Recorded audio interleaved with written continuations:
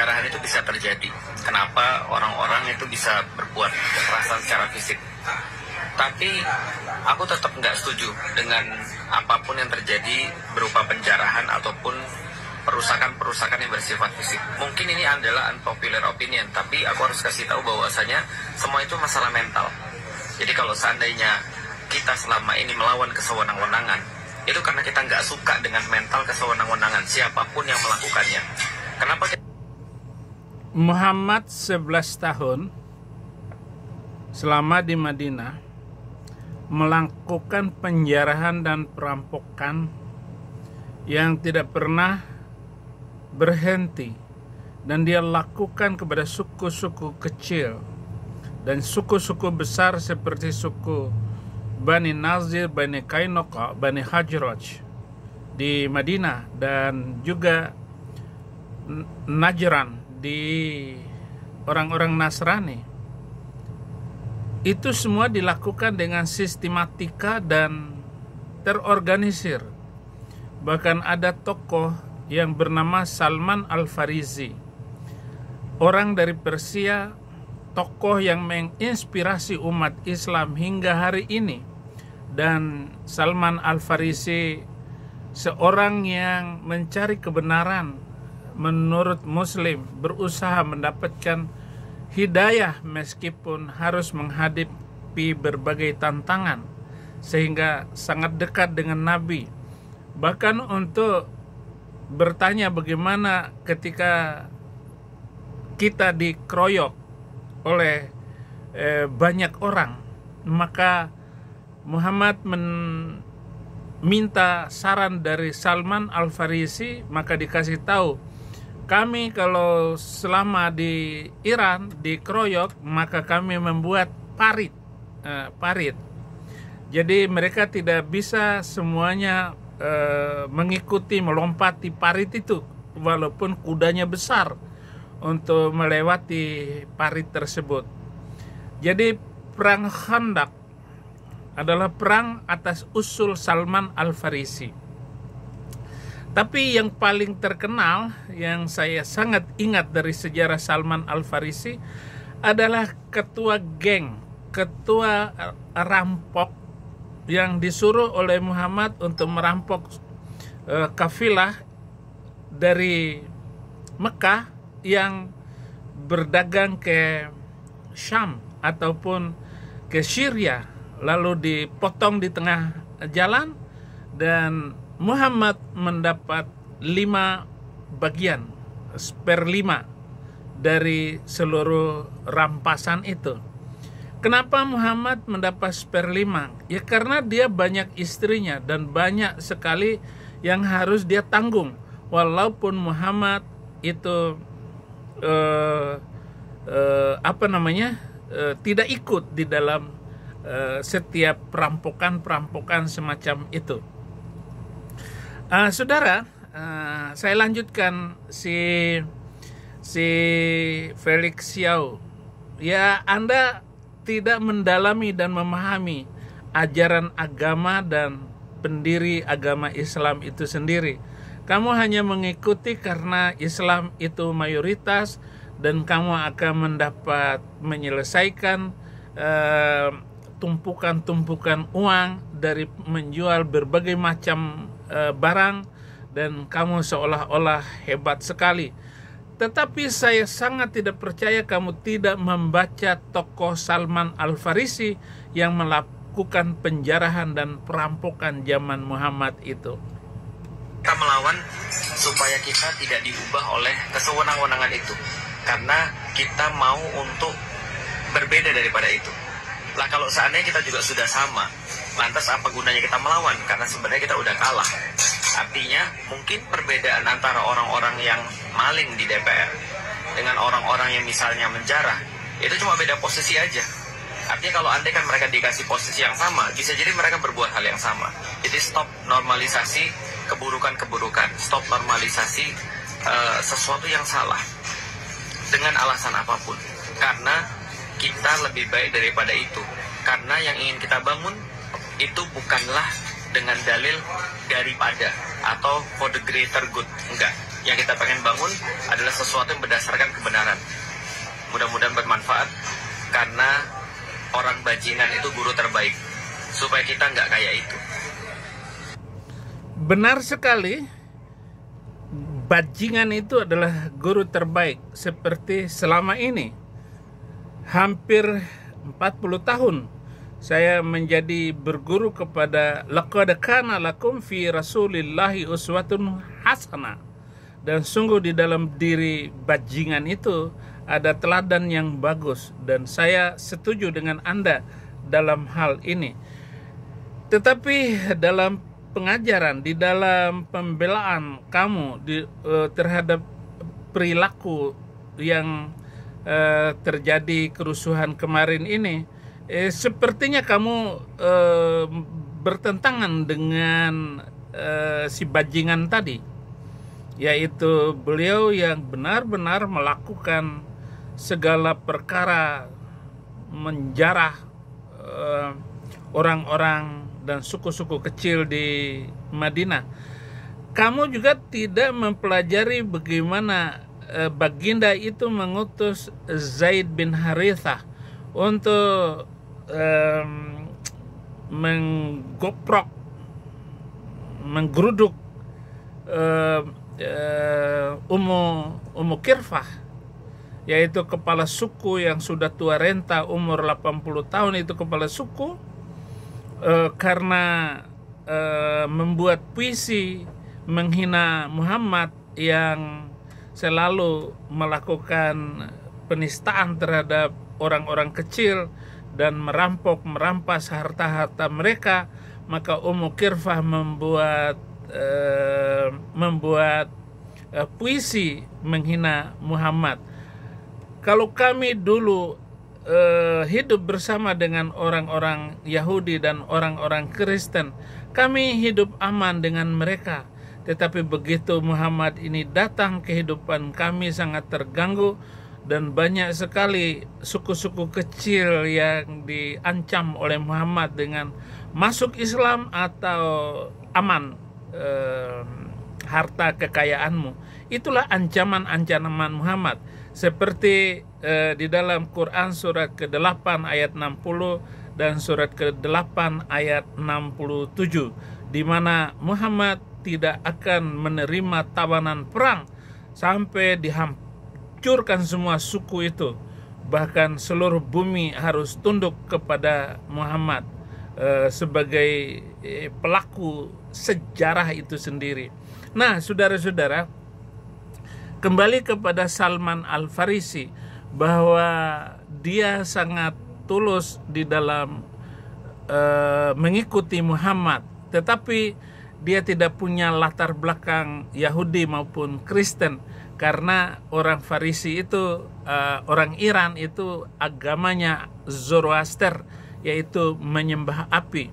Nah, mirip-mirip sedongeng-dongeng itu yang ada di Zoroaster, termasuk masalah surga, masalah neraka, dan ancaman-ancaman itu mirip sekali. Dan di surga nanti akan ketemu dengan banyak bidadari. Bahkan kalau Muhammad itu mendapat 100 bidadari, sedangkan orang biasa hanya mendapat 72 bidadari. Misalnya Yahya Waloni itu nggak boleh mendapat 100, dia paling mendapatkan 72 bidadari untuk tidur dengan dia. Dan tentu saja Salman Al-Farisi sekarang, tentu saja Yahya Waloni sekarang sedang menikmati fasilitas 72 bidadari, termasuk itu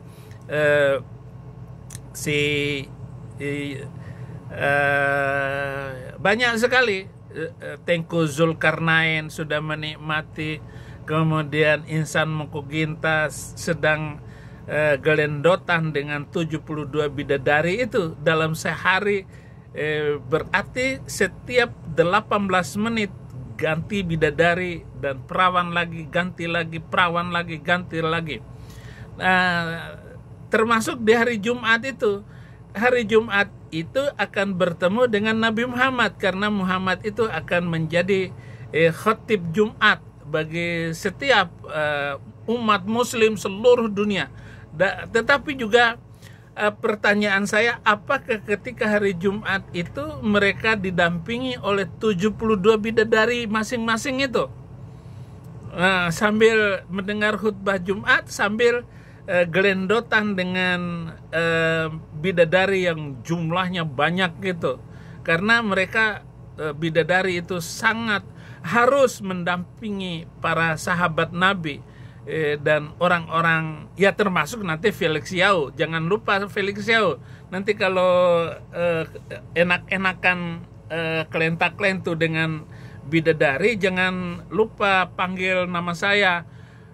Oi Pendeta Saifuddin Ibrahim, kamu salah. Kenapa kamu ikut Yesus Kristus? Saya keluar dari Yesus Kristus. Nah, jangan lupa ya, kasih tahu saya bahwa kamu juga di sorga nanti menikmati bidadari 72 itu. Terima kasih juga untuk Agustan, ya, Agustan yang menjadi anggota dari Mu'allaf Center, menikmati 72 bidadari.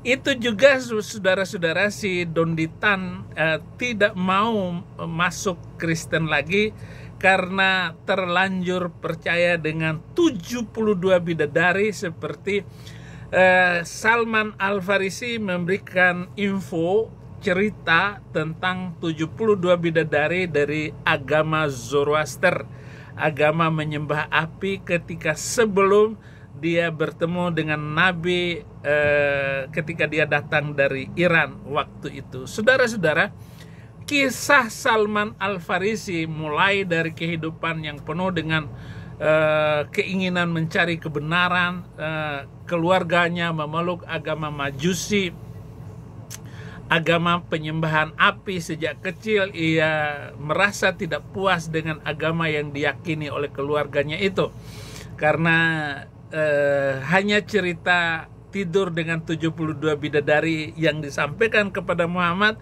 langsung dicaplok oleh beliau bahwa surga nanti adalah tidur dengan 72 bidadari. Keinginan mencari agama yang lebih hakiki membuat Salman Al-Farisi mengikuti perjalanan yang panjang membawanya ke Islam. Jadi setelah mengetahui agama Kristen, Salman mengikuti ajaran seorang pendeta Kristen yang bijak. Ia belajar dengan tekun dan menambah pengetahuannya agamanya tersebut. Setelah sang pendeta meninggal, Salman merasa harus kembali kehilangan arah karena pendeta tersebut tidak dapat memberikan jawaban yang memuaskan di dalam pencariannya kisah Salman Al-Farisi itu. Tetapi saudara-saudara, saya mengerti sepenuhnya kenapa kerusuhan itu terjadi, karena ada ajaran di dalam Islam. Kalau kemarin saya mengutip surat Al-Anfal ayat 1 bahwa rampasan perang itu adalah milik Allah dan Rasul, dan surat ke-48 ayat 20 bahwa tentang pembagian harta rampasan yang diperoleh dari peperangan itu dikatakan adalah bagian Allah 1/5. Jadi 20% mendapat Allah dan Rasulnya itu. Walaupun Muhammad tidak berada di dalam peperangan tersebut, saudara-saudara. Termasuk juga pembagian warisan ini adalah istri-istri atau janda-janda dari orang yang telah mereka penggal lehernya, itu juga dibagi kepada Muhammad. Muhammad tetap mendapat bagian yang banyak. Dalam peperangan di Tabuk dan peperangan juga terhadap Bani Qainuqa dan menghabisi terakhir untuk suku Yahudi, Muhammad mendapat Safiyah binti Huyai setelah suaminya Kinanah itu ditusuk, ditombak dari atas ke bawah sehingga tubuhnya itu pakai tombak dari atas ke bawah sehingga tubuhnya habis. Setelah Muhammad meminta bagian harta rampasan, yaitu kanzun yang disimpan di dalam tanah, janjinya Muhammad akan melepaskan dia kalau menunjukkan harta kekayaan itu. Tetapi Muhammad ingkar janji. Setelah ditunjukkan harta kekayaan kanzun di dalam tanah yang disimpan di rumahnya itu, Muhammad menghabisi Kinanah, suami dari Safiyah binti Huyai. Setelah paginya itu dihabisin, sore Muhammad melakukan walimatul ursh, perkawinan, pesta perkawinan di bawah pohon korma. Dan Muhammad membagi semangkuk korma kepada sahabat-sahabatnya, dan itulah mahar yang diterima oleh Safiyah binti Huyai. Malam pertamanya di pinggir sumur Bani Kinanah, dan Muhammad teganian mengawini janda seperti itu. Itu tanpa wali dan saksi lagi. Yang penting para sahabatnya seperti itu, oke, sah, dan Muhammad melakukan kebiadaban yang luar biasa. Jadi Felix Yao, kamu harus sadar dengan sejarah yang ada, di mana Muhammad adalah orang yang menunjukkan kejahatan-kejahatan seperti itu. Terima kasih saudara-saudara sudah menonton video saya, dan Tuhan memberkati.